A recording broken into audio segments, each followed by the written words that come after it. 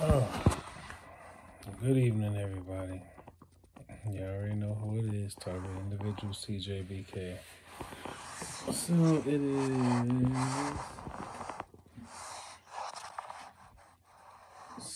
7:39 p.m. here in New York City, and for most of the day, I've been in this like constant state of neutral. Like I can feel the handlers basically trying to tune me lower. But then there's been this like something else has been keeping me from, well, it's not like I didn't necessarily feel like I needed to will myself to be happier throughout the day, but then I wouldn't actually go past a certain low point when it comes to like um let's say emotional stability. Like I've just been neutral like for much of the day. And you know,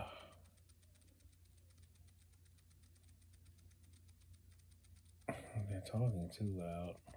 They don't realize how sensitive these mics are on this phone. Anyway, so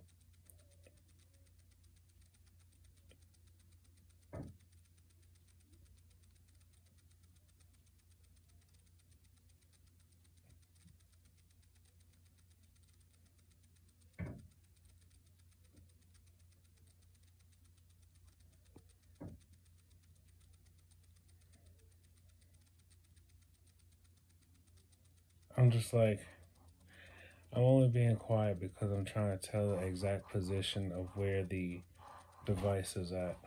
But anyway, um, so I have been doing a lot more searching research on this Dr. Yuval Noah Harari, and then trying to make the big connections, make more connections between him, transhumanism, and basically what could possibly be secret Luciferian connections. And a lot of the things that I hear him mostly refer to as how, us as human beings, like we are, we're behind. We're supposed to be more advanced. We're supposed to be more intelligent. We're supposed to be all these different things. And it's just this one thing, this one fact that just always kind of seems to stand out to me.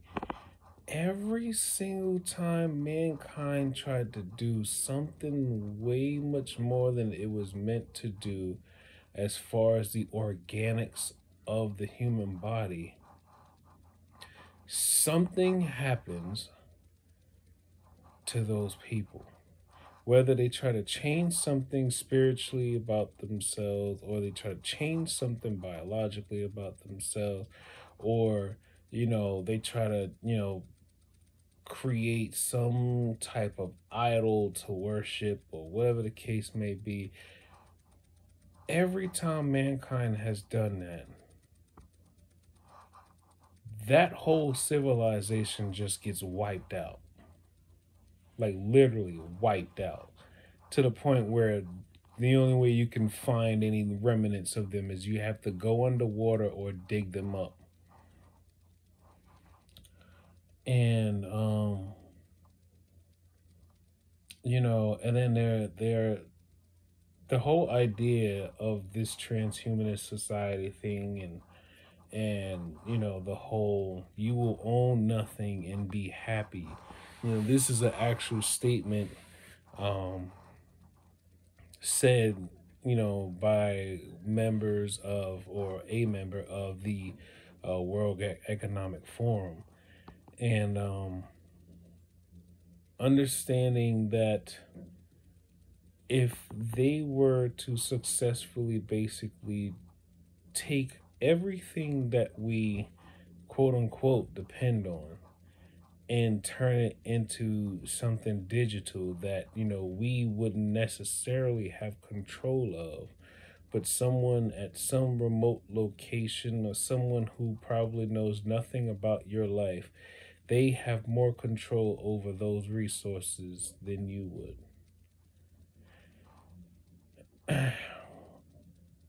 It sounds like the beginning of Hunger Games. But even worse than that, it sounds like the beginning of, you know, leading them, leading people into slaughter, or leading people into further enslavement, or however way you want to look at it. You know, anytime you get to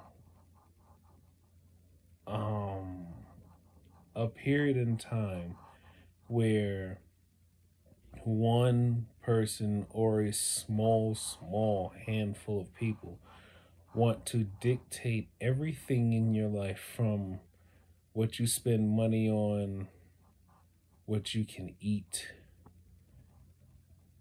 the type of home you can have, how many children you can have, whether what type of clothes you can wear.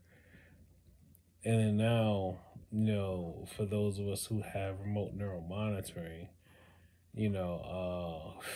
what you think, um, and then they want you to be driven by other people's perception of you. And you know what? I'm just kind of glad that I don't have children, because like it would like, well, first and foremost, I gotta say, to help anyone going through what we're going through, try to find some peace in this, is the Lord giveth and the Lord taketh away.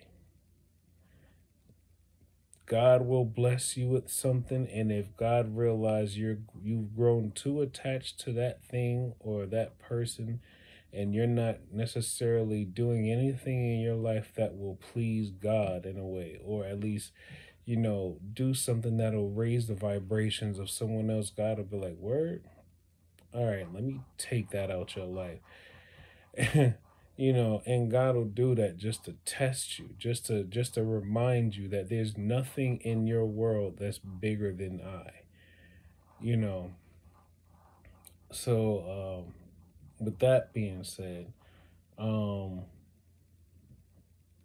you know I forgot what I was going with on that one, but anyway, with the way that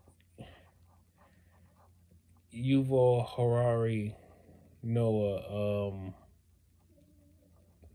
or is it Yuval Noah Harari? I think it's Yuval Noah Harari. The way he speaks in his interviews, you could tell he pretty much is an atheist, because he talks about God as if, like, this thing would, this God. What is this God you speak of? I don't respect a God, I respect science, I respect facts, and da da da. That's how he speaks. And then he's like, um what he does with his personal life, he's, you like what you like, it's like, cool, all right. Just don't be trying to, like, push on nobody else um what you think other people should do and stuff like that. But anyway, um he, like, really strikes me as something. And crazy thing is, earlier today, um something I just had Revelation 13. It came over me at some point. I don't know. I had some signs or whatever to just sit that just said read Revelation 13. So I read all of Revelation 13 again. And then all of a sudden I got these ideas to watch interviews of Dr. Yuval Noah Harari. Um and strangely enough, I kind of feel like I'm not jumping to I don't think I'm jumping to conclusions or over or overstepping anything, but his speech, the way he speaks, he sounds like what the first beast would be. Like he literally sounds like what the first beast would be. And then also it says in Revelation 13, he will be the one to basically influence other people here on earth to worship the second beast. He will speak of all these, you know, so-called prophecies, and he will speak of all these wonders that he can do, because I mean obviously that's what this technology is basically doing. It's doing wonders for people. People who were blind are now able to see. People who were deaf are now able to hear. And people who basically were you know not able to do so many things, and all of a sudden now they're able to do it, with the advancements of nanotechnology. Now I get the bright side of that. I get the bright side of it, but I don't think enough people ever looked into the fact that, okay, that's what you can do for people who need it. What about the people who don't need it? And then you got the people who know how to use it, or who can learn how to use that technology, but then take advantage or manipulate or coerce or blackmail somebody else. Man, there's plenty of public research, papers out there that talks about scientists being able to transform thoughts into images, or scientists being able to actually record your brainwave activity while you're dreaming, record the actual dreams, and then run it through a brain computer interface that will then be able to take the images from your dream and form it into a whole video or a whole movie. Not even just that. There's research out there that already proves that scientists can actually code a thought or an idea and implant it into someone's mind. Not only that, but they're also able to take the thought that someone else was thinking and then transfer that thought into someone else's mind who wasn't thinking the same thought. And when you think about Silicon Valley and the World Economic Forum, basically the only ones who would truly be owning or really, really controlling and dictating this technology, it's not even the handlers. The handlers, they're just using the technology. The ones who are owning and controlling the technology, like the main key players, their whole idea, one, let's just keep in mind, all of them are mostly corporations and government, and probably warmongers. Because when you think about it, like it's all about money, power, and control at the end of the day. So even the handler that you have right now, they don't even have no real power because they're using borrowed technology. They're using technology that's not even theirs. They don't own it. They're just using it. So it's like, and then with the idea that like, Dr. Harari, he's always like, we can now hack human beings and da da da. You also got to remember this: if you can hack someone once, doesn't that also mean they can be hacked again by someone else at some point? So I think about that, and I'm just like, what's probably the worst thing that can happen if a war truly breaks out, and we know just about every technologically advanced country decides, well, um f this new world order joint, we could just take over, we could just start wiping people out ourselves. All we got to do is hack their cloud server and take out their whole population over there. Like, what's truly stopping China and Russia from finding the cloud server, that basically is the data center for all, US citizens. But I mean, for the most part, I pretty much would think that, they're all in bed together anyway. Like the ideas of the wars is probably just for show, just to like, further induce martial law, or just to create war, to produce more loose energy for people to have something to fear, and welcome the idea that, like, yeah, the government needs to have more access to people's minds, and then that'll be the moment that they actually just tell you, yeah, we're going to be in your minds. We'll try not to be noticeable, but we're going to be in your mind.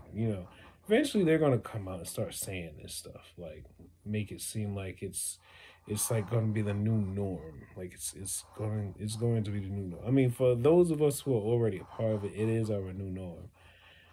you know but I'm trying as much that I can do, and also just trying to manage the few people that I do have around me, and it's not that many.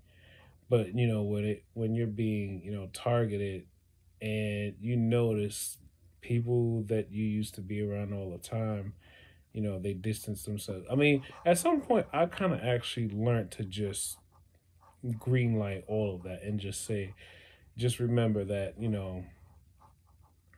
when your season is coming, or your season of great ascension is coming, God will remove people out of your life who will not help you fulfill the purpose that you have in this world.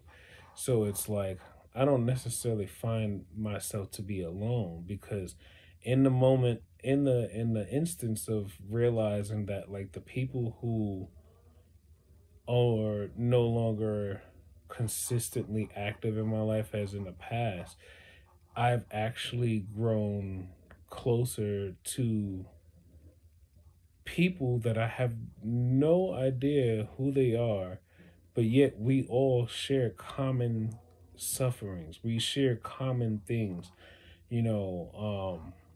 And then some of these people being TIs, I've actually been able to meet with in person and go out and actually, like, have a good time, regardless. Me, I don't care about the perks when they be around me. Like, I don't even, I I literally walk the streets every single day with the intention of just taking life one breath, one thought, one step, one day at a time. I do not know the future, neither does our enemies. They can plot and plan on killing us all they want, but until that day happens, I'm not going to spend every waking moment thinking, is today going to be the day?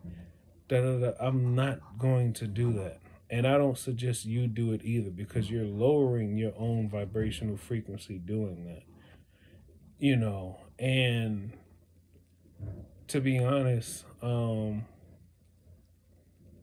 most of these people who are actively, and I mean like foaming at the mouth, just happy to be able to, like, yeah, we're going to destroy someone's life and get away with it. What? Those are going to be the people that's going to suffer the most when they least expect it. That's is one thing when you're enduring suffering and you're just going through it daily, every minute, every hour. It's one thing when you're that person.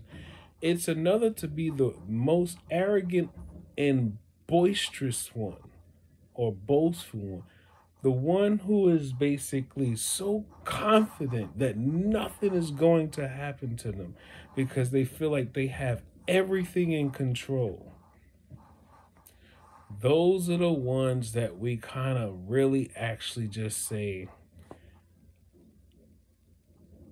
I pray for you. And I forgive you for you not know what you do. Because those are the ones who's going to be hurt the most. They're going to be hurting in so many different levels that you won't have to experience. They're basically hurting our flesh for the most part. Our emotions, we can, we can try to do whatever we can to recover our body, but we just also got to keep in mind, just as consistent as they're going to be at attacking our body, we have to be consistent with healing our bodies. Same thing with our mind. They're gonna consistently attack our minds, how we think, you know, things of that sort. But we still just as consistently have to practice building more ways to reinforce that wall. We all have an ability to actually block out negative energy, block out negative thoughts, block out negative intentions. We have that ability, but you actually have to practice it. Like I've explained it in prior videos before, where sometimes one of the best ways to know about that block in football, well, not football, but in sports, we call it in the zone. It's like that ability to be able to just focus on some one thing, and then you actually block out or you mute everything else around you. You can apply that same action or motive when it comes to blocking, let's say, frequencies, or blocking like them from trying to resonate with you. Like, and then a lot of times I also feel it like where, okay, so for those who aren't necessarily into sports, it's like, let's say you're trying to read a book in a noisy place. You're trying to read a book in a mall. You hear a lot of voices, blah blah blah blah blah. And you don't necessarily have headphones or anything, but you can still actually read that book. Why? Because when you read and you are hearing all those other voices and things around you, you are actually tuning and training your brain to actually block out the things that you don't need to hear, and you focus on what you're actually doing. Now, I also realize that when you do that, to me, what it feels like there's a valve.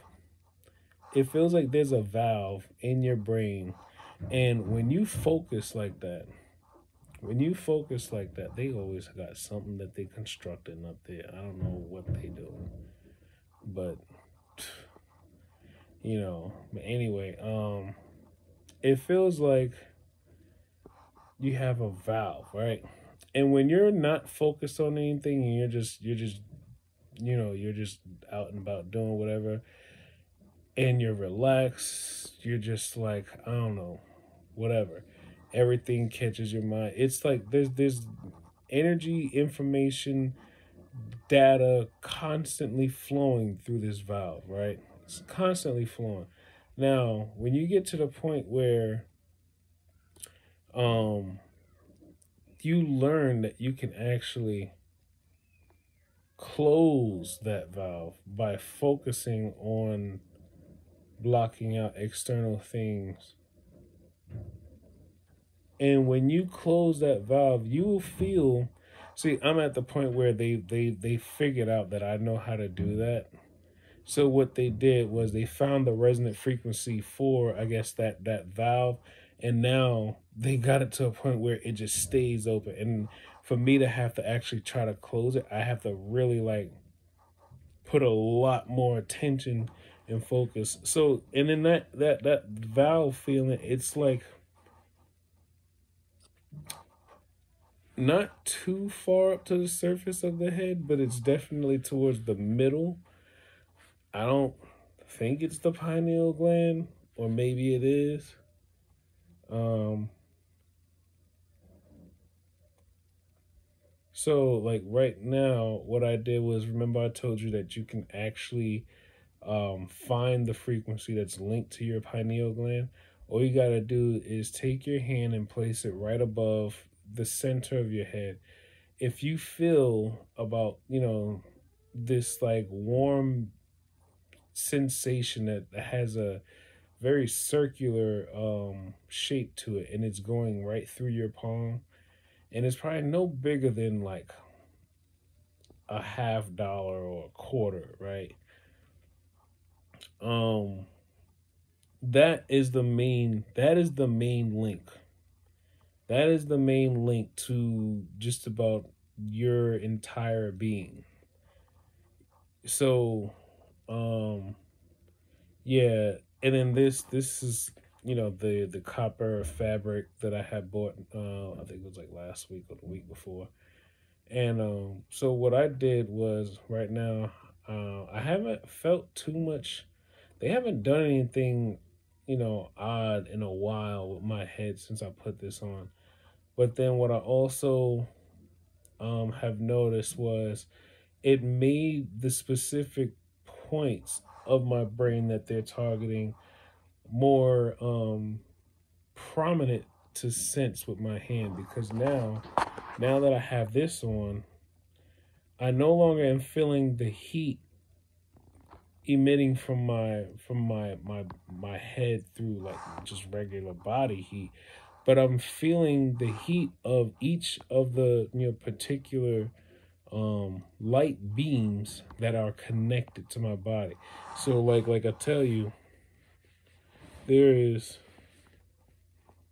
one like here, and it comes straight down, and then it feels like it connects to my pineal gland. And then I could actually feel the frequency when I find that warm spot and I pinch right above. That is the actual frequency you are squeezing. That light, that near infrared light that's carrying the energy, the energy potential that to and from your body, that is the actual frequency right there you're feeling. Next one is here. So next one is here. You see where my ear is, right? So the next one is like right here. Here, this is the beam that's connected to your memory processing portion of your brain. And as I do this, I can feel the actual vibration, or I could feel the energy of the beam going in between my thumb and my index finger.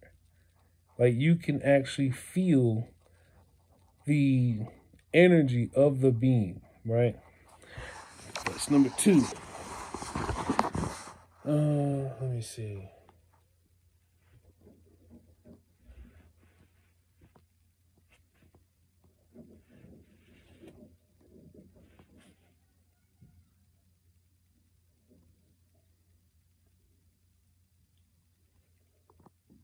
So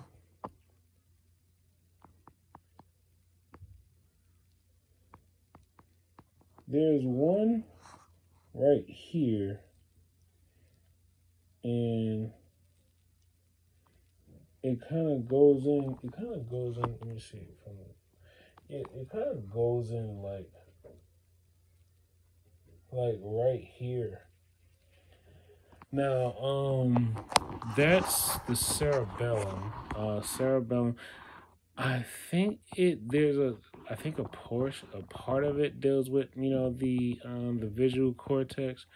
But I know a lot of it also deals with coordination, um, something else. They say he's cool about snitching. I'm like, what? Y'all motherfuckers don't even realize y'all are part of a genocide. Y'all are behind a genocide that's gonna come for you at the end. It's like, it's like, it's like when I think about it, this is exactly how elites would basically turn people against each other just so that what at the end when all the blood is shed and smoke is clearing and all these other things have to end before they decide to come down from their places of wealth. This is when they go into the land grab opportunities. But anyway, yeah. But for the most part, what I'm trying to say is, there's one beam connected to your pineal gland. Let me see. Yeah, mine kind of goes like right here, and mine goes like right here. And like I said, you can always, if anything, all you gotta do is just go over real slow. And then, you know what, for the most part, I like to kind of generate almost like a slight little wave pattern, right? Because people don't realize your hands actually emit a great deal of the energy that your body produces, your hands. And because of that, you can also use your hands not only to heal your body, but to also detect foreign energy around your body. So, like, I just basically pinched the frequency that is connected to my pineal gland, right? I could pinch, and once I lock onto it, if I move up and down, I would feel it moving. Yeah, so as you can tell, a lot of people are watching me and they do not like me telling you any of this. Car horns are Morse code. Let me see. And always remember, the flying monkeys are everywhere. And I'm a delivery person, so I hear them everywhere. And for the most part, one of their favorite things to always tell other people when I'm like basically walking around doing my deliveries, I'm not breaking no laws. I'm not hurting nobody. I'm not spreading anything. I'm not doing nothing wrong to nobody. I hear them say he's not supposed to be making deliveries, or he's not supposed to be doing deliveries. Because remember, their whole plan for me was to become a police officer so then they could basically get like their own version of live PD out of me and possibly use me as like a Trojan horse or something like that. Yeah, I'm not with all that. First of all, I don't even listen to my mother all the time, so let alone I'm gonna be listening to some voice, somebody probably sitting at a computer somewhere, somewhere not too far, and is basically, telling me how I'm going to live my life, what to do with my life, all this stuff. No, no. But anyway, yeah, pineal gland, memory cortex, memory processing. Um, then you got one that's connected to the cerebellum. I think there's another one probably connected to the visual cortex. It might be the same one. Yeah, but there might be other spots too. So, but yeah, yeah. At the end of the day, I always remember, look, I gave them opportunities to just leave me alone. So that way I wouldn't have to go through this. But they didn't want to leave me alone. They wanted to intimidate me. They wanted to prove that they can control me. They wanted to prove that they can put fear in me. They wanted to prove all these things. But you know what? I was built different. You know, like I'm not ashamed to tell people things that I've done in my past that, you know, I'm not necessarily proud of, you know, but I also know I've been hurt in many ways, and I never wanted to take any anger out on people or violate anyone against their will or anything like that. So no matter what, um, I'm always going to be stronger than however many tens of thousands or hundreds of thousands or millions of these people there are. Why? Because I'm just one person. And I'm not even a celebrity or nothing. I'm literally just a guy who grew up in Brooklyn just trying to like live a decent life. That's it. And I was never causing no problems to nobody. I was never, you know, hurting anyone. I was never being disrespectful to anyone. You know, I don't start fights. I don't instigate. I don't do nothing like that. Then all of a sudden, here come these Luciferian, techno-pagan transhumanists, you know, come out of nowhere talking about, you know, your privacy is over. You know, now you gotta become a police officer. Everything you do, we're gonna know. If you don't listen, the whole city is gonna know everything about you, blah, blah, blah. I figured a long time ago that if they're already able to basically transmit their voice into my head and be undetected to some degree, because you know I used the infrasound recorder and was able to record their voices, so I was like, damn, that's crazy. But anyway, you know, so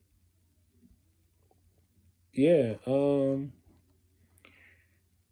you know what, the best part is, no matter what, if God is willing, I will come back from the dead and I will see to it to sit and watch God say, depart from me.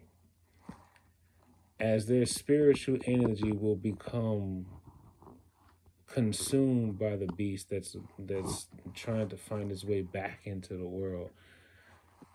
You know, yeah, it's all right though. Because the laughs that they have now are very short-lived.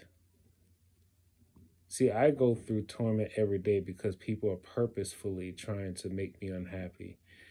They go through bad things on every day because, well, you see the energy that they produce every day. Like, think about how many arguments a person have, or think about how many fights a person get into, or how many low vibrational things you have to get into every day to realize if you stop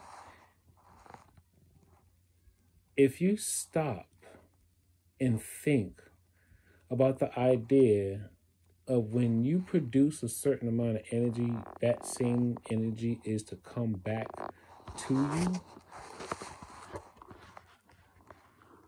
So, I mean, it's cool.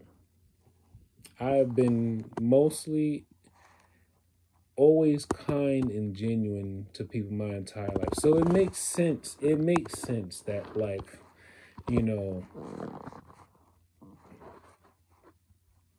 the beast, Lucifer, and all the fallen angels, whatever, they all was just like, nah, this one got too much love in them. This one got too much enlightenment. This one, and I've been called an old soul since I was a child. So it's like, and I'm getting chills when I say this. So it's like, it makes sense. It makes sense because if someone like me were to actually become greater than anything that I can perceive at this present time,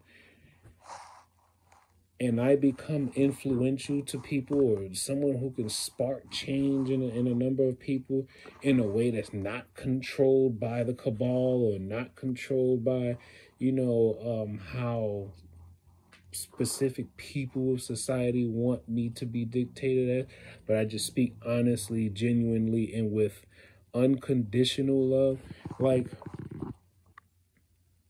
man, that is scary when you think about people who actually want to control other people.